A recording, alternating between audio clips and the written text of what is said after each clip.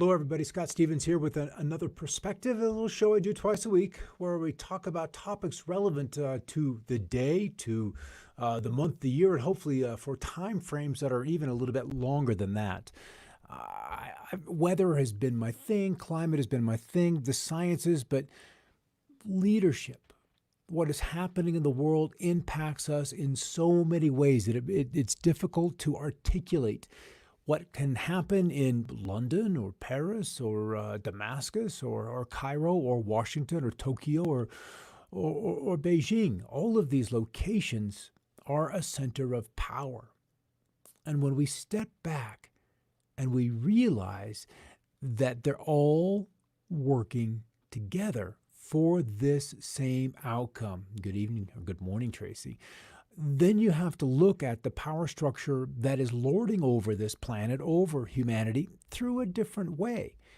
And once we can open our eyes and smell the coffee, we can approach our freedoms and our liberties and the future and the laws they're passing and why they may be testing us for weak spots here or so forth and so on. But once we recognize that leadership is global and it is coordinated, then we can approach what's coming and what's already happened with a different set of eyes. Good to see you, Casey, from Southern California. I hope your atmosphere is doing all right out there, that you can, well, the masks are having a dual purpose now there, aren't they? So I want to call this one, and we'll pop over here, go full screen to make sure my picture doesn't stay too cloudy, because sometimes if I go full screen, then it resets the graininess of the camera shot. So let's just call it leadership that inspires, although there's many ways to look at this. Leadership that doesn't just get us through a situation. Leadership that can actually foresee and anticipate troubles that would affect those that they are leading, that they have a charge for, that have been elected. That's leadership, not a debate over simple policy. That is like junior high leadership. I'll get you more fries for lunch. No. We need to talk about bigger things, more important things, things that last generations. Things and topics that revolutions have been fought over. Those are the kind of topics and those are the kind of leaders I would like to see come to the forefront today. We can't even get the two in the United States to debate. We're too afraid of whether we're masked or unmasked or whether we're competent enough to stand up to a debate. It's interesting that Joe Rogan stepped up and said, hey, I'll host a 4-hour debate, no camera or cameras, but no audience. And that would excite me. Who wouldn't want to sit down for 4 hours with Joe, who's largely impartial, certainly has a grasp of the situation at hand, and has a far, far broader worldview than, let's just say, a CNN or NBC or CBS or ABC host does. They are pretty faces trained to ask questions, and knowing the media, that's my basis. That's what it is. So in the times we're coming up and into, this is the issue. The leaders we are choosing for the times ahead. For nation shall rise against nation, and kingdom against kingdom, earthquakes in divers places, famines, and trouble. These are the beginnings of sorrows.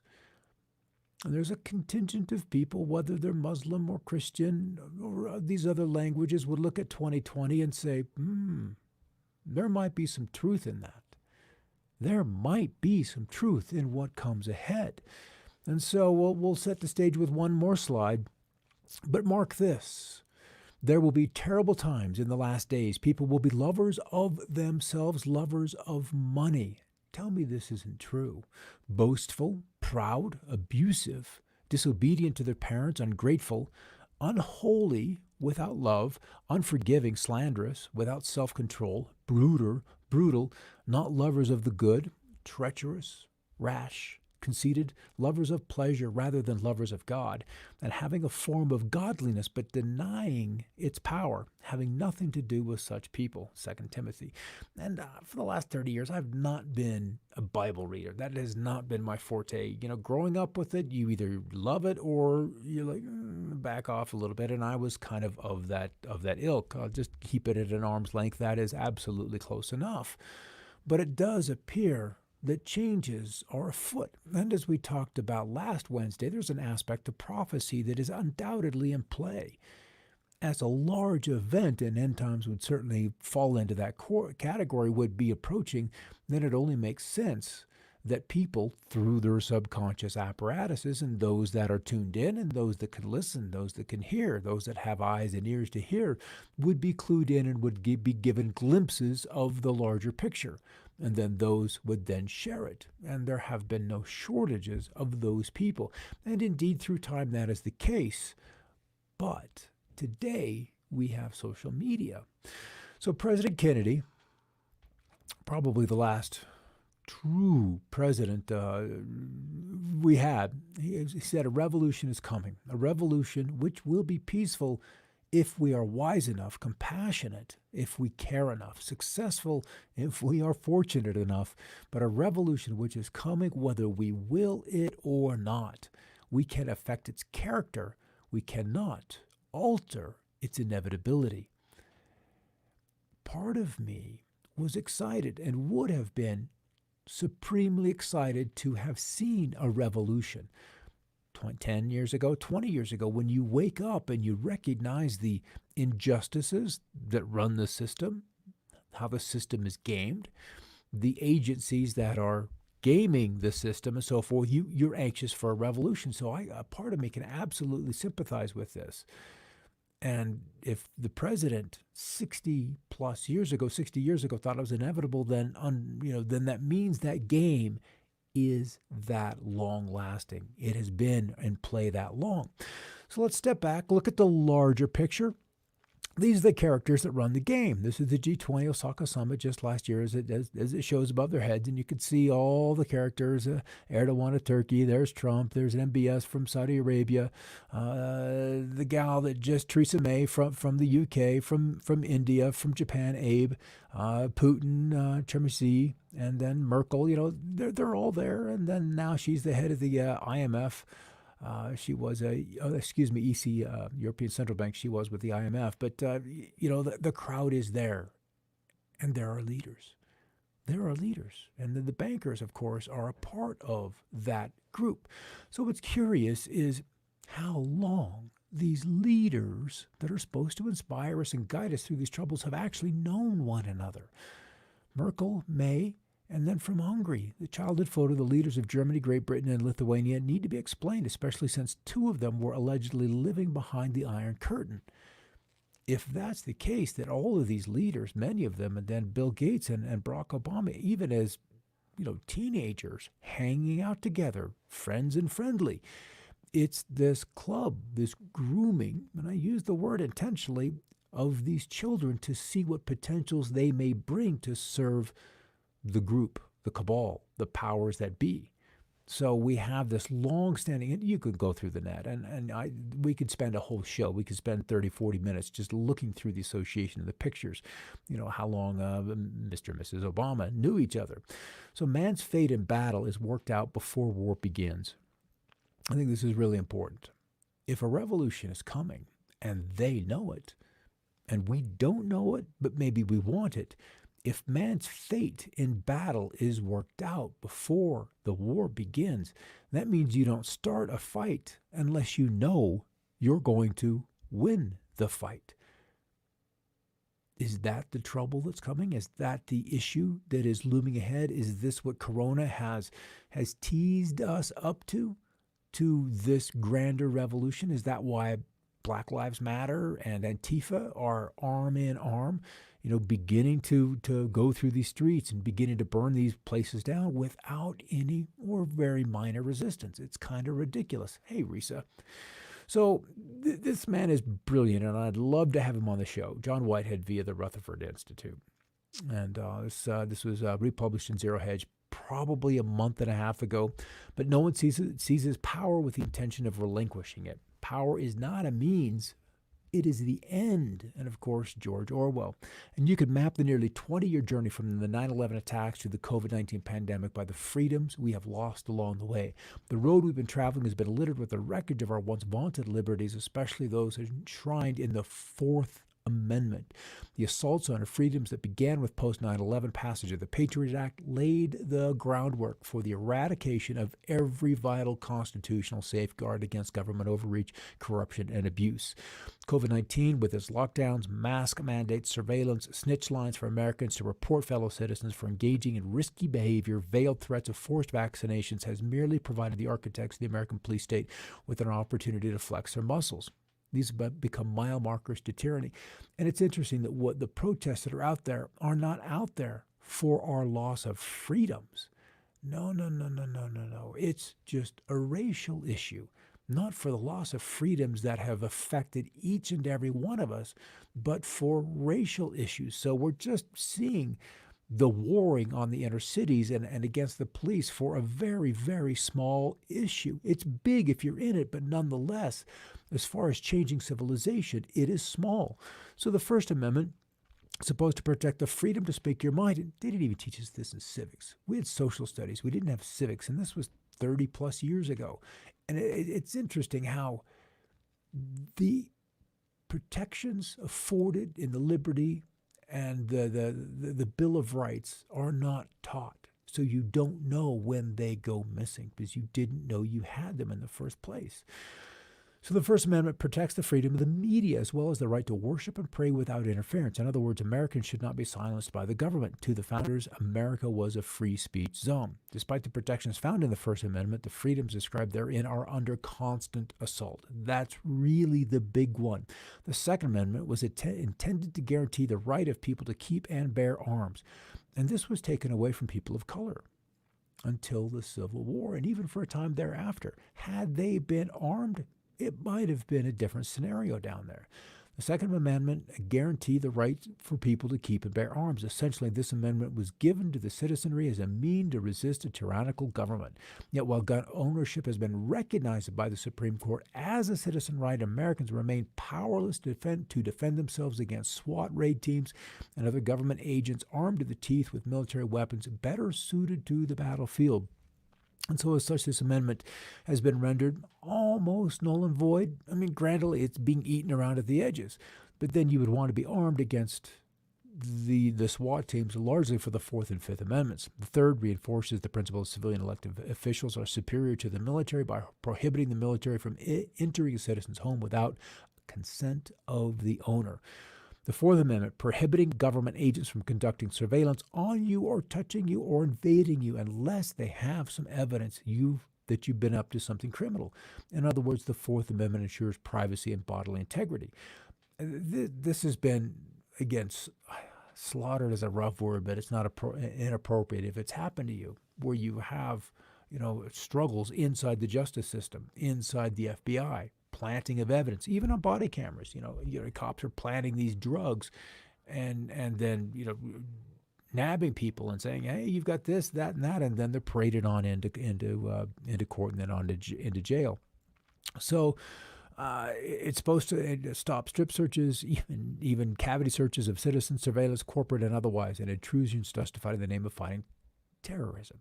The Fifth and Sixth Amendment enunciate Scott. These amendments supposedly ensure that you are innocent until proven guilty. And this is where the press, we had Chuck Todd on Meet the Press, I believe it was, just this past weekend, and saying that the press had lost their ability to smear. Smear. That was a right that they believed they had against people. So these amendments supposedly ensure that you are innocent until proven guilty. The government authorities cannot deprive you of life, liberty, or your property without the right to an attorney or a fair trial.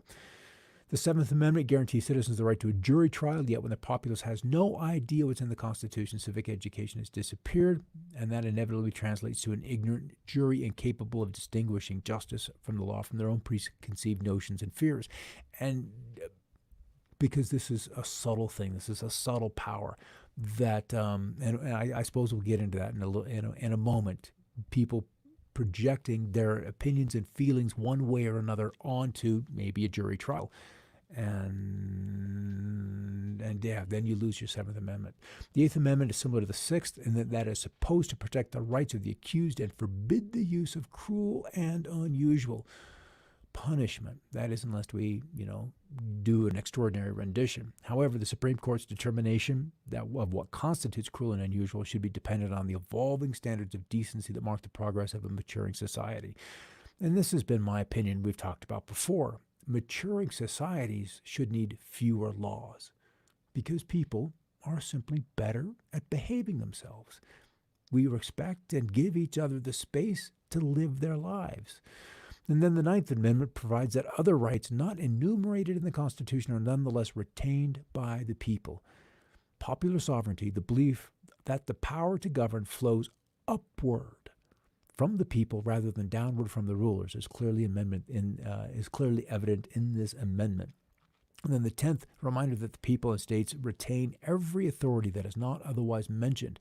That assurance of a system of government which its power is divided among local, state, and national entities has long since been rendered moot by the centralized Washington, D.C. And this was the big fight about a federal government in the beginning. Do we centralize or do we leave it to the states and we remain largely decentralized? That was something that our founding fathers wrestled with and wrestled with and wrestled with.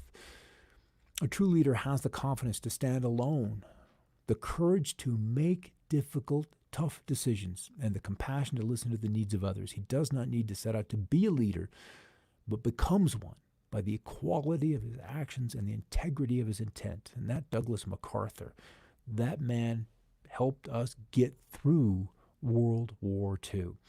So where we find ourselves is another revolution.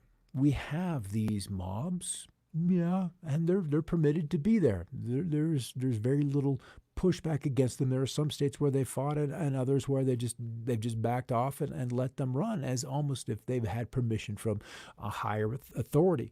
So I guess that what's really happening, and this slide may be backward, is the spring of 1692.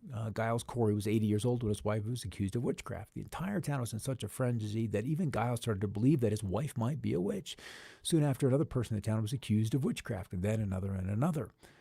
So what we ended up with was the Puritan preachers, and we had a consciousness between the Puritans and the Quakers. And they could run around and point at people and guilty, guilty, guilty, guilty, and of what? And without any trial, without any presentation of evidence. It was just an accusation. And then we go back to the press and their ability to smear. What they feel is a given right to smear. And this I have trouble with.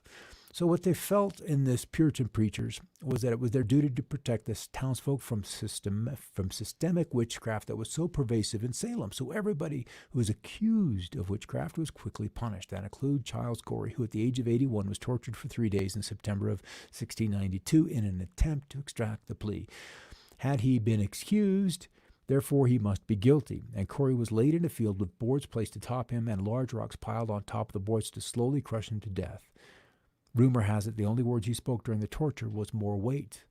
And then so what we have is this, we have these mobs that are now ruling. It's the cancel culture we talked about on a show a little while back, the cancel culture.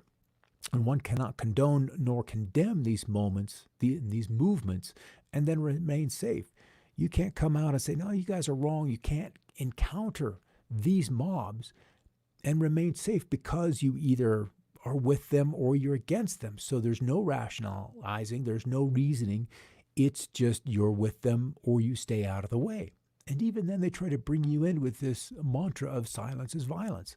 And that's no choice. And there's no truth in that either. And yet time will always be the judge of one's choices. As we stand back and this looks ridiculous. Today, the Salem witch trials, it looks absolutely ridiculous as we've matured in our sanity and our ability to ration and reason. But those were the days of the Puritans, and we're kind of there once again. Their religion was wokeness, and they too saw witches everywhere. What's incredible is that these Puritans witch hunters were really just a small percentage of the population. And most people were completely sane and normal, but that tiny group happened to be the loudest. And because of that, they've completely upended everything from culture to business, politics, and even science. They'll tell us words that we cannot use and cannot see or use. Some of these largest corporations in the world have already bent the knee, canceling movies, music, even food because it offends the mob. Disney canceled the song Zippity Doo Dah. I remember that as a kid because it's offensive. What? Yet they graciously thanked the Chinese Communist Party in their recent release of Mulan. And the same doctors and same public health officials who tell us that we have to wear a mask tell us that it's okay not to wear a mask while rioting. So there's some interesting going on here. Wokeness is such a bizarre logic because, it never stops. You never know what topic they're going to kind of jump into next. This morning, I even saw an article lamenting the lack of diversity in the wine industry, and another claiming that the national parks aren't welcoming enough to certain minorities. And now even 2 + 2 = 4 is a controversial statement to some mathematics educators who find the expression grounded in imperialistic, heteronormative, toxic masculinity. So there was a time when they gagged the witches. They gagged those, and in some way, Twitter is doing the same thing, whether it's truthful, whether the statements were and not. But if the finger gets pointed, boom, at you, then watch out, run for cover. So it's not enough to simply bow out and avoid their intolerance. That makes you a target. You have to denounce family members, grovel to the Twitter mob, raise a fist in solidarity, participate in the chants and rituals. Otherwise, you put you and your family at risk. And they'll come for your job, your business, your dignity. How many professors have we seen who dared question on these campuses what was going on? And despite tenure, they're gone. Doesn't reflect on their ability to work. They just had a difference of opinion. And if you have that difference of opinion, then you're out. So clearly, this isn't the first time in history that a small number of crazy people end up causing havoc and devastation to an entire society. Now, I still believe that even in the midst of such mindless chaos, the world is abundant with opportunity. I've just felt that it's best to tackle those opportunities and face the obvious risks from a position of strength. This is the core idea behind having a plan B, to put yourself in a position of strength regardless of whatever happens or doesn't happen next. And that's something that we've talked about on several of our shows is, the plan B. What do you do when we're dealing with financial issues? And we've talked about cryptocurrencies. And just physical money so that if you need to run, you can run. So those who can make you believe absurdities can then make you commit atrocities. That from Voltaire. Interesting, right? Because, there was a time when it was just known that the planet was flat. Everybody just knew it. But that didn't make it true. And that's what's happening today, is we know things, but doesn't necessarily mean that they're true. So we're in this battle where we have this little march of tyranny that's happening. It's just kind of rolling across the planet, and in so many nations simultaneously. And that's why I brought up that image of the G20 leaders. They're all a part of this top part of the pyramid. And then the media does their thing. They tell the story, and they'll tell the same story tomorrow and yesterday and the day in the future, over and over and over. And after 20, 40, 60 days of hearing the same thing, you begin to assimilate. China's been very good at that at their re-education camps. But have they been really good? Even though they've got the forced labor thing going on, but there's this indoctrination. But do you really, and can you really change people? Do they want to change if it's not something that is within their core belief system? So this is kind of the ironic part. Oh, next time I'll vote Republican, then next time I'll vote Democrat. The back and forth, but then there's this relentless march forward by that global elite. And interesting to see this when this Ben Garrison drew this, and that was in August of 2010. So that's 10 plus years ago. And I'm going to come back to Kennedy because that's essentially where we started. And he knew being in office for as long as he was in office, he understood that there was a certain maneuverability that the president had, that he was like a bowling ball and that there was gutters on either side. If you go into the gutter, you're out of the game. That he had to stay in the alley to where he could hit something. He could hit a strike, would be wonderful, but a pin or two down to accomplish what he had promised the people in the beginning. So he said, there's a plot in this country to enslave every man, woman, and child. And before I leave this high noble office, I intend to expose this plot. And then, of course, it was just 7 days before his assassination because he was beginning to be somewhat more bold about his actions. He was in the process of executive order. I don't know the number exactly, but I think it was 5 ones, 11111, and that was to issue silver money as currency and to pull the fake federal dollars, out of circulation and replace it with silver-backed currency. That was one of the things that he wanted to do. That, yeah, Glenda, I honestly can't do it anymore either. It's tough. And so this was one of the big things with Kennedy, and Obama, for all he is or hope to be, the day after his election. I remember when he had a meeting in D.C., showed up, went from Chicago into D.C., and he had this 2 to 3 o'clock meeting, I believe it was. It was 1 hour. And of course, there's press all over the place. And the meeting was 1 hour. An hour 10 went by, and he wasn't out. An hour 20 went by. And just before an hour and a half passed, he came out. And I could see on his face that it wasn't the same person that went in. He was visibly shaken. And it was like, okay, now you're president. This is our game. This is our office. You're the man that comes in and sits in the chair. And that's all. You will have a little bit of leeway. We'll give you some social issues to play with. But when it comes to military, when it comes to money, when it comes to banking, when it comes to farming regulation, you have little to no say. We can propose some legislation. We can talk about it. We can fight about it. But nothing will change.